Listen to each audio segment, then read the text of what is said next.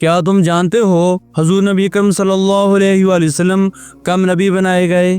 جب آدم علیہ السلام ابھی مٹی میں ڈھلے بھی نہ تھے۔ حضور نبی اکرم صلی اللہ علیہ وآلہ وسلم نے فرمایا، میں اس وقت سے خاتم النبیین لکھا ہوا ہوں جب آدم علیہ السلام ابھی مٹی کی حالت میں پڑے تھے، اور فرمایا میری نبوت ابراہیم علیہ السلام کی دعا ہے، عیسیٰ علیہ السلام کی بشارت ہے، اور میری ماں کا وہ خواب ہے جس میں نور نکلا اور شام کے محلات روشن ہو گئے۔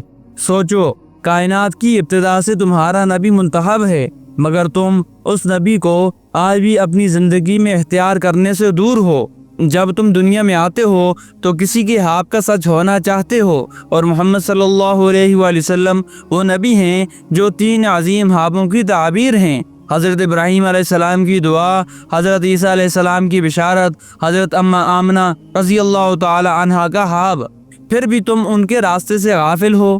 حضور نبی اکرم صلی اللہ علیہ وآلہ وسلم صرف ایک نبی نہیں بلکہ رب کے فیصلے کا وہ نور ہیں جس سے شام کے محلات روشن ہوئے، پھر تمہارے دل کیوں اندھیرے میں ہیں؟